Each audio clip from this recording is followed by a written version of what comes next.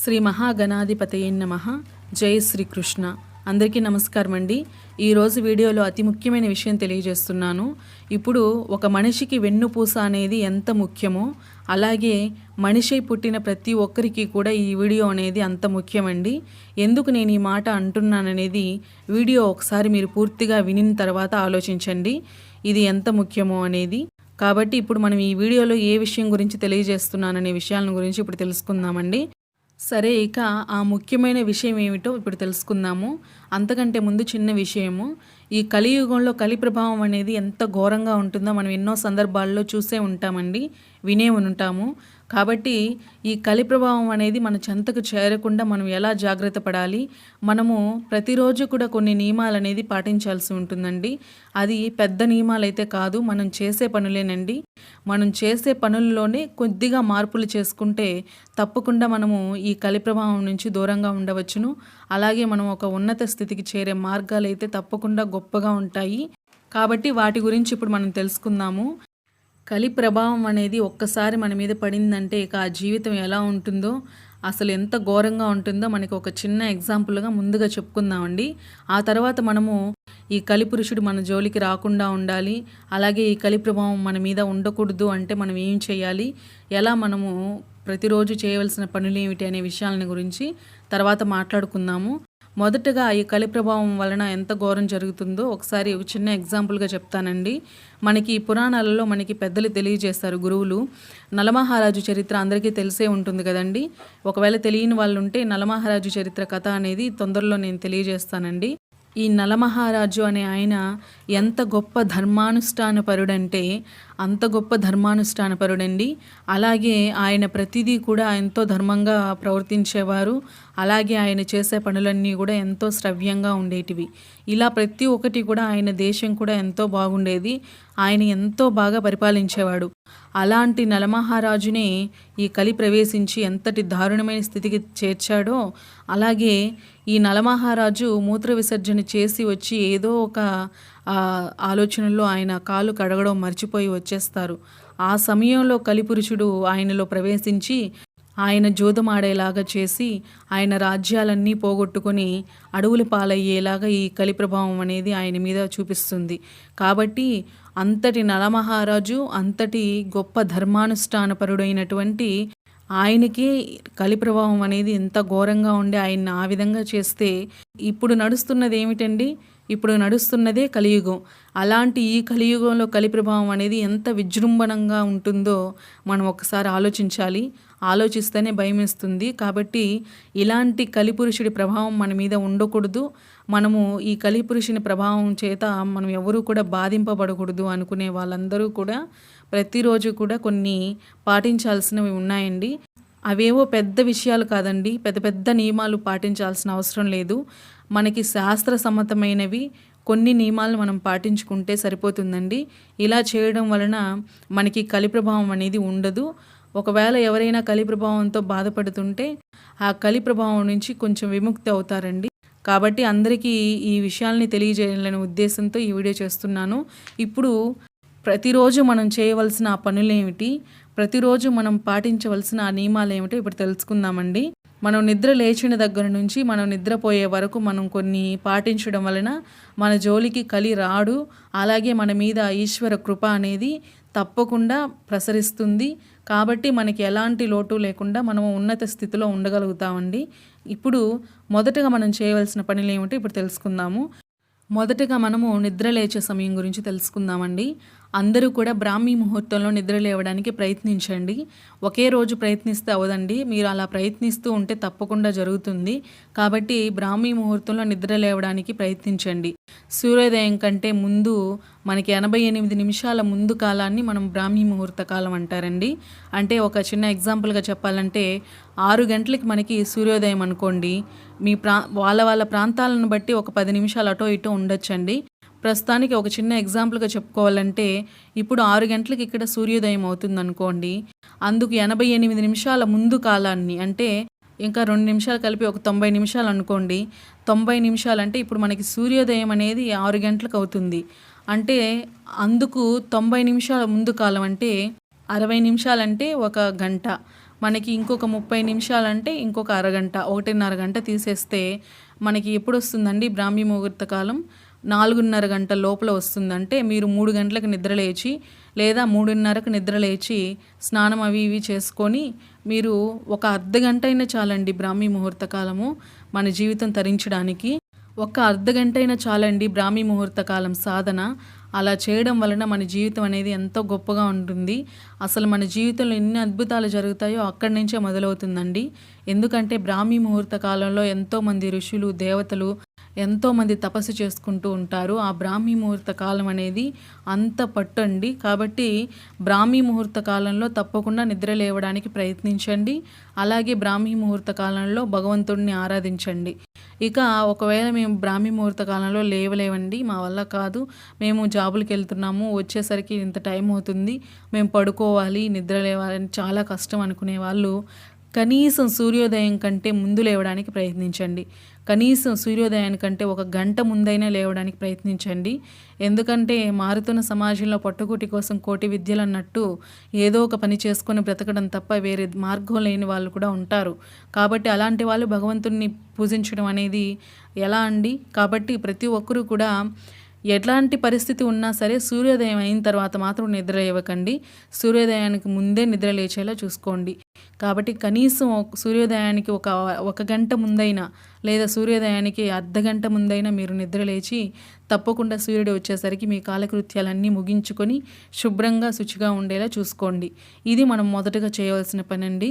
ఇక ఆ తర్వాత నిద్ర లేచే ముందు మనం చేయవలసిన కొన్ని పనులు ఉన్నాయండి.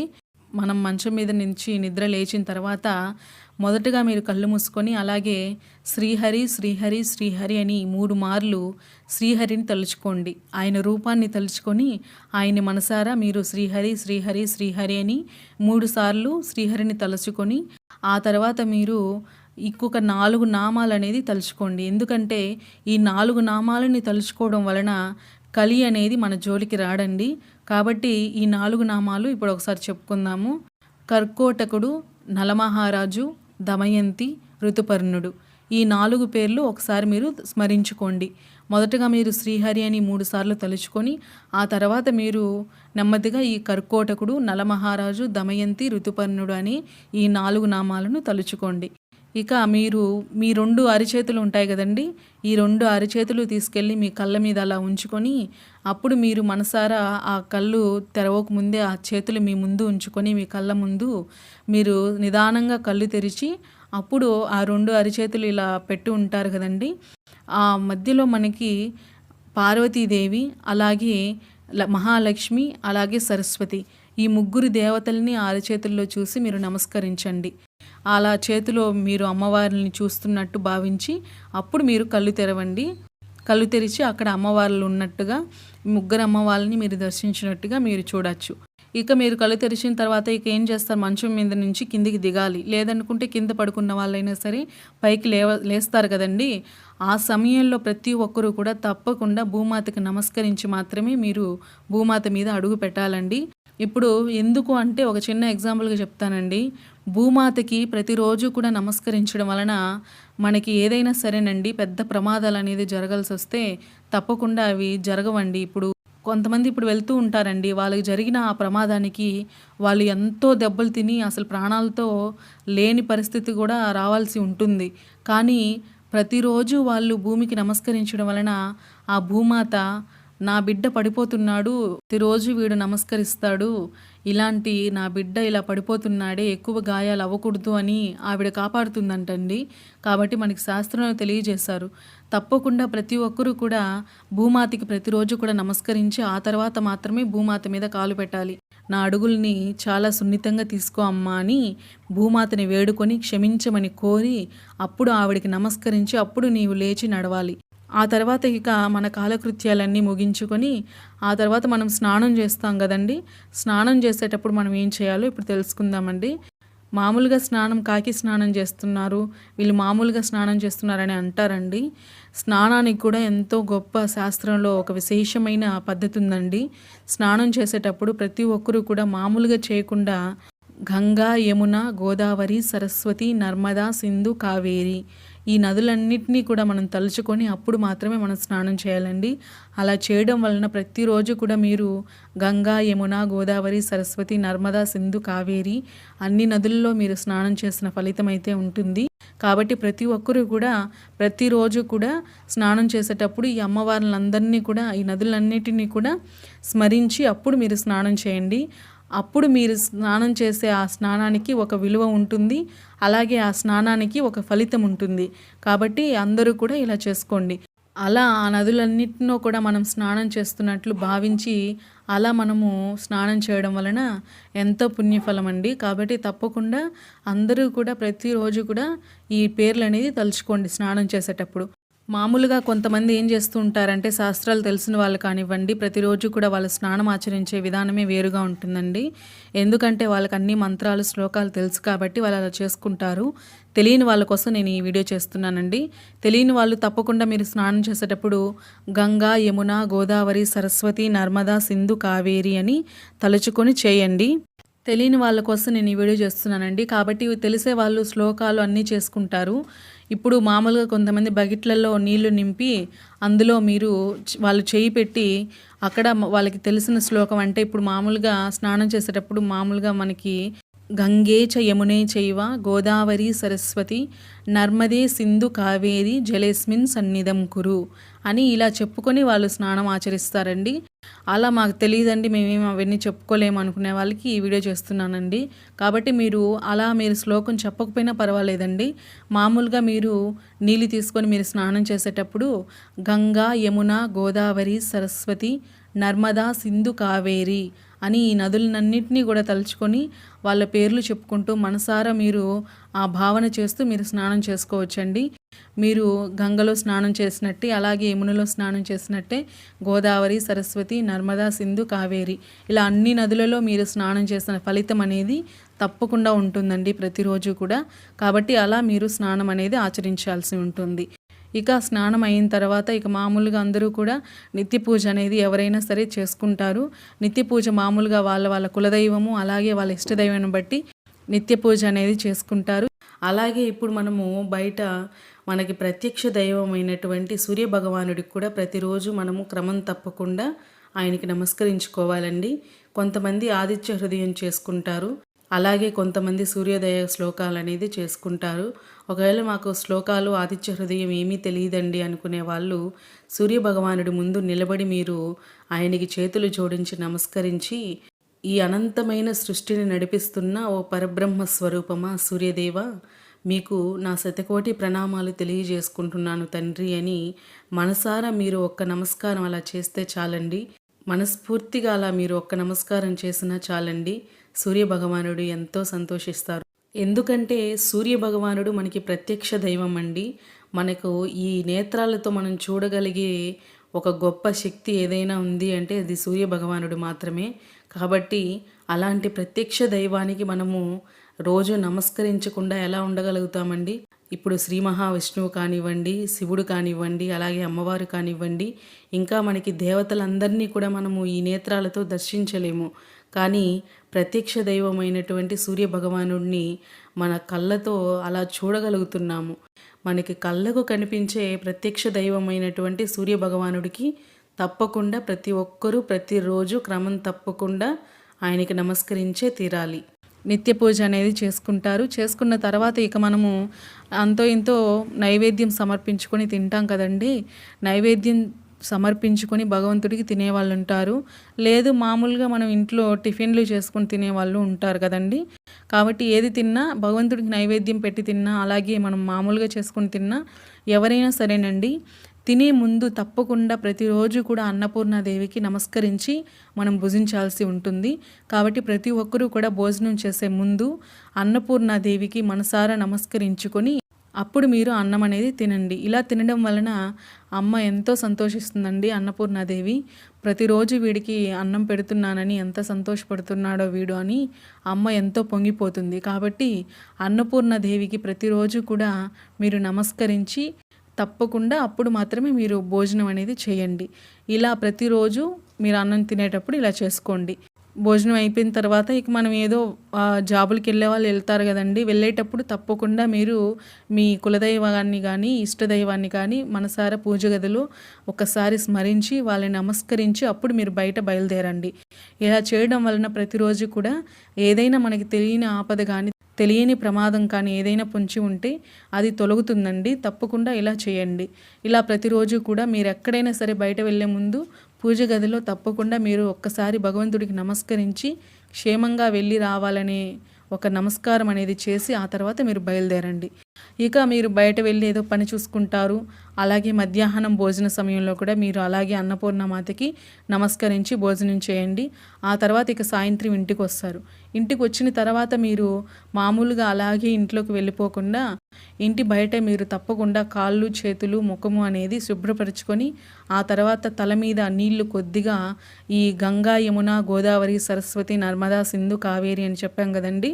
ఇలా మీరు శ్లోకం వచ్చిన వాళ్ళైతే గంగే చ యమునే చైవ గోదావరి సరస్వతి నర్మదే సింధు కావేరి జలేస్మిన్ సన్నిధం కురు అలా అనుకుని మీరు ఆ నీళ్ళని సంప్రోక్షణ చేసుకోండి తల మీద. అలా తెలియని వాళ్ళు మామూలుగా పేర్లు చెప్పుకొనైనా మీరు స్మరించుకొనైనా మీరు తల మీద నీళ్లు అలా సంప్రోక్షణ చేసుకొని అప్పుడు మీరు ఇంట్లోకి ప్రవేశించాలి. ప్రవేశించిన తర్వాత ఇక మామూలుగా మీరు దుస్తులు మార్చుకుంటారు. ఆ తర్వాత ఇక మామూలుగా సాయంత్రం వేళలో మనకి అందరూ కూడా బయట తినడము అలాగే బండ్ల మీద తినడము ఇలాగన్నీ చేస్తున్నారండి. అలా దయచేసి చేయకండి. ఎందుకంటే సాయంత్రం సంధ్య వేళలో మనం చేయకూడని పనులు ఎన్నో ఉన్నాయండి. ఆకలి అవ్వడం వలన చాలామంది కూడా సాయంత్రం సమయంలో తింటూ ఉంటారండి. మనం చేసే అతిపెద్ద తప్పు ఇది ఒకటండి. మనము సాయంకాలం వేళలో అసలు తినకూడదండి. సాయంకాలం సమయంలో మనం చేయకూడని 3 పనులు ఉన్నాయండి. అందులో మొదటగా స్త్రీ పురుష సంయోగం అండి. అంటే స్త్రీ పురుషుని యొక్క కలయిక అనేది సాయంత్రం సమయంలో జరగకూడదండి. చాలా చాలా చాలా ఘోరమైన అపరాధం అది. కాబట్టి ఎవరు కూడా స్త్రీ పురుష సంభోగం అనేది సాయంత్రం సమయంలో ఉండకూడదు. ఇక రెండో విషయం నిద్రించడం అనేది చాలా చాలా తప్పండి. సాయంకాలం సమయంలో నిద్రించడం అనేది చాలా దోషము. కాబట్టి ఇది కూడా చేయకూడదు. ఇక మూడో విషయం భోజనం అనేది సాయంకాలం సమయంలో తినడం అనేది ఎంతో పెద్ద దోషంగా చెప్పారండి మనకి శాస్త్రంలో. కాబట్టి భోజనం చేయడం అలాగే నిద్రపోవడం అలాగే స్త్రీ పురుష సంభోగం అనేది సాయంత్రం సమయంలో నిషేధం. ఇది శాస్త్ర సహితమైన మాటలు. కాబట్టి ఎవరు కూడా ఈ 3 పనులు సాయంకాలం సమయంలో చేయకండి. అలా చేయడం వలన ఇంట్లో దరిద్రం అనేది తాండవిస్తుంది. అలాగే దరిద్రం అనేది ఇంట్లో ఎప్పుడు కూడా తిష్ట వేసుకుంటుందండి. అలక్ష్మి అనేది ఎప్పుడు మన ఇంట్లోనే ఉంటుంది. లక్ష్మీదేవి మన ఇంటికి రాదండి. అలాగే ఇప్పుడు ప్రతి ఒక్కరికి బాగున్నట్టే అనిపించవచ్చు, కానీ రానున్న కాలంలో అలాగే ముందు ఆ ప్రభావం అనేది ఉంటుంది. కాబట్టి తప్పకుండా ఇవన్నీ పాటించాలి. ఇప్పుడు ఇక సాయంకాలం సమయంలో కుదిరితే మీరందరూ కూడా భగవంతుడిని నామస్మరణ అనేది చేసుకోండి. అలాగే భగవంతుడి పాటలు కానివ్వండి, అలాగే భగవంతుడికి సంబంధించిన ఏదైనా కథలు కానివ్వండి, పురాణాలకు సంబంధించిన ఏదైనా విషయాలను కానివ్వండి, ఇలా అందరూ చర్చించుకునే విధంగా మీరు ఇంట్లో ఆ ఎన్విరాన్మెంట్ అనేది తయారు చేసుకోండి. ఇలా ప్రతిరోజు కూడా అలా సాయంకాలం వేళ చేసుకోవడం వలన ఈ 3 పనులు చేయకుండా ఎప్పుడు కూడా భగవంతుడి నామస్మరణ అలాగే భగవంతుడి గీతాలు పాడుకోవడం కానివ్వండి, ఇలా భగవంతుడికి సంబంధించిన పురాణాలు గ్రంథాలు శాస్త్రాలు కానివ్వండి వాటి గురించి చర్చించుకోవడం వలన ఎప్పుడు కూడా ఆ ఇంట్లో పాజిటివ్ ఎనర్జీ అనేది ఉంటుందండి తప్పకుండా. కాబట్టి అందరూ కూడా ఈ విషయాలను అనేది పాటించాలి. ఇక ఆ తర్వాత రాత్రి సమయంలో భుజిస్తారు. ఇప్పుడున్న ప్రతి ఒక్కరు కూడా మామూలుగా పొద్దు వాలిన తర్వాత అంటే రాత్రి అయిన తర్వాత ఎవరు భుజించరండి. కానీ ఇప్పుడున్న పరిస్థితులను బట్టి అందరూ కూడా రాత్రి సమయంలో తింటున్నారు. కాబట్టి మనము ఆ నియమాలన్నీ పాటించాలంటే కష్టపడే వాళ్ళు, ఇప్పుడు పనికి పోయి వచ్చిన వాళ్ళు ఉంటారు, జాబ్కి వెళ్ళి వచ్చిన వాళ్ళు ఉంటారు. కాబట్టి అలాంటి వాళ్ళు తినకపోతే శరీరాన్ని నిలబెట్టడం కష్టం అనుకునే వాళ్ళు తప్పకుండా రాత్రి భుజించాలి. కాబట్టి ఇక భుజించాలి కాబట్టి తినాలండి. కానీ రాత్రి సమయంలో భోజనం చేయడం అనేది అంత కరెక్ట్ కాదని మనకి శాస్త్రం తెలియజేస్తుంది. కానీ ఇప్పుడున్న పరిస్థితుల కాలం బట్టి మనం కూడా కొన్ని మారుతూ ఉంటుంది. కాబట్టి ఏదో ఇక మనం తప్పదు అన్న విషయంగా రాత్రి సమయంలో భోజనం చేస్తాము. అది కూడా అల్పాహారంగా తీసుకోండి రాత్రి సమయంలో. కాబట్టి అల్పాహారం తీసుకున్నప్పుడు తప్పకుండా మనం ఇందాక చెప్పినట్టు అన్నపూర్ణాదేవిని స్మరించి ఆవిడికి నమస్కరించి అప్పుడు మీరు భోజనం చేయండి. ఇక అల్పాహారం మాత్రమే రాత్రి సమయంలో తీసుకోండి. ఇక ఆ తర్వాత ఇక మనము ఏదో కొద్దిసేపు అలా ఉండి, తిన్న వెంటనే ఎవరు నిద్రపోకూడదండి. కాబట్టి కొద్దిసేపు అలా ఉండి ఇక నిద్రించే సమయంలోనండి మామూలుగా మనం నిద్రపోతాం కదండి. ఇప్పుడు నిద్రకి మనం ఉపక్రమించినప్పుడు మనము మంచం మీదనో నేల మీదనో ఎక్కడ పడుకుంటాం కదండి.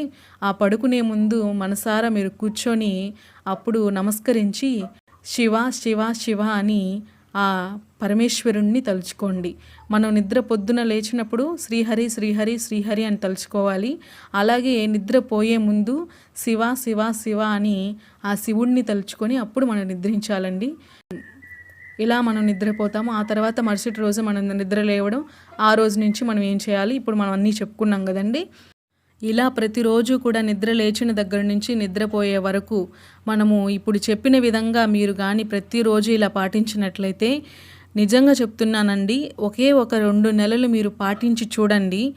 ఈ 2 నెలల్లో మీలో ఎంతో పరివర్తన రాకపోతే అప్పుడు నాకు ఈ వీడియోలో ఏదైనా బ్యాడ్ కామెంట్స్ పెట్టండి, నేను ఒప్పుకుంటాను.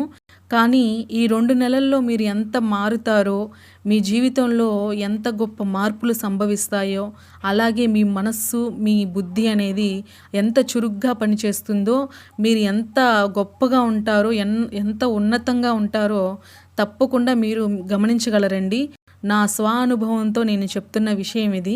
కాబట్టి ప్రతి ఒక్కరూ కూడా ఇలా ఆచరించి చూడండి. మీరు మీలో తెలియని మార్పును మీరే గమనిస్తారండి.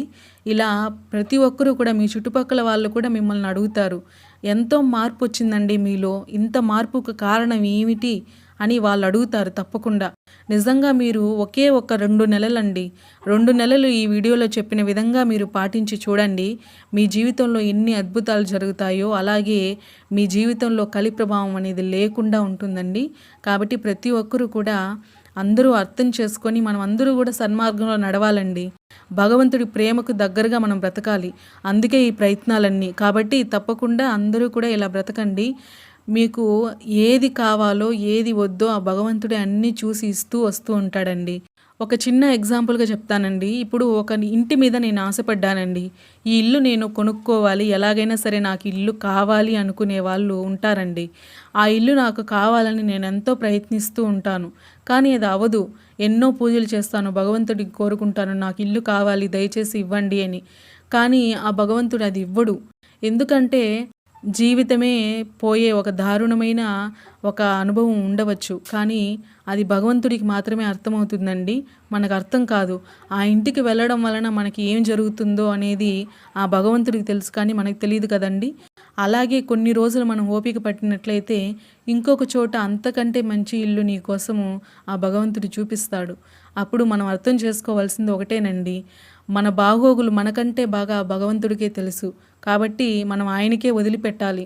అలా ఆయనకి వదిలిపెట్టినప్పుడే ఆయన మనకి మంచేదో చెడేదో ఆయనే మనకి చేపిస్తాడు, ఆయనే మనకు చూపిస్తాడు. కాబట్టి ప్రతి ఒక్కరూ కూడా దేనికి బెంగ పెట్టుకోకుండా మనం చేయవలసిన ఈ ప్రతిరోజు పాటించవలసిన ఈ నియమాలు, ఈ చిన్న చిన్న పద్ధతులు మనం పాటించుకుంటూ వెళితే తప్పకుండా ఆ భగవంతుడు ఏ సమయానికి ఏది ఇవ్వాలో మనకు అన్నీ సమకూరుస్తూ ఉంటారండి. కాబట్టి అందరూ ఇది గమనించి వాళ్ళ జీవితంలో మనం ముఖ్యంగా పాటించవలసిన ఇవన్నీ కూడా పాటించుకుంటే చాలండి. ప్రతిరోజు ఇలా మనం బ్రతకగలిగితే మన జీవితం ఒక గొప్ప ఉన్నత స్థితికి చేరుతుందని ఈ వీడియో ద్వారా తెలియజేస్తున్నానండి. అందరూ ఇవన్నీ ప్రతిరోజు మనం చేయవలసిన చిన్ని చిన్ని పనులు పద్ధతులు పాటించుకోవడం వలన మన జీవితం ఎంతో గొప్ప ఉన్నత స్థాయికి చేరుతుందని ఆ భగవంతుడి సాక్షిగా తెలియజేస్తున్నానండి. ఇక ఆ స్థితికి చేరిన తర్వాత ఇక జీవితం ఎలా ఉంటుందో మనం ఎవరికి చెప్పాల్సిన అవసరం లేదండి. ఎందుకంటే ఒక గురువులు అలాగే ఒక గొప్ప ఋషులు వాళ్ళ జీవితాలు ఎలా ఉంటాయో, వాళ్ళు ఎన్ని సాధనలు చేస్తే ఆ స్థితికి చేరారో అవన్నీ మనం కళ్ళ ముందే చూస్తూ ఉంటాము. అలాంటి స్థితికి మనము చేరాలి అంటే ఈ తప్పకుండా మనం పాటించవలసిన ఈ నియమాలు అనేది ఉండాలండి. కాబట్టి ప్రతిరోజు కూడా ప్రతి ఒక్కరు ఇలా చేశారంటే సాధన తప్పకుండా అందరూ ఉన్నత స్థాయికి చేరుతారండి. అందరూ కూడా గొప్పగా సాధన చేసి గొప్ప గొప్ప గురువులు అవ్వాలి, అలాగే అందరూ కూడా గొప్ప గొప్ప ఋషులు అవ్వాలని మనస్ఫూర్తిగా కోరుకుంటూ ఈ వీడియో చేస్తున్నానండి. అలాగే అందరికీ మార్గదర్శనం చూపేటటువంటి ఒక గొప్ప ఉన్నత స్థాయిలో ప్రతి ఒక్కరూ కూడా ఆ స్థాయికి చేరాలని మనస్ఫూర్తిగా కోరుకుంటూ జై శ్రీకృష్ణ. కృష్ణార్పణం. శాస్త్రసమ్మతమైన ఎన్నో మంచి విషయాలను అలాగే మన ధర్మాలను అందరికీ తెలియచేయాలని మంచి ఉద్దేశం ఉన్న ప్రతి ఒక్కరూ కూడా ఈ రాధాకృష్ణ ఛానల్ని సబ్స్క్రైబ్ చేసుకోండి. అలాగే వీడియోలకి లైక్ చేయండి. అలాగే మీ విలువైన అభిప్రాయాన్ని తప్పకుండా కామెంట్లో తెలియజేయండి. జై శ్రీకృష్ణ. కృష్ణార్పణం.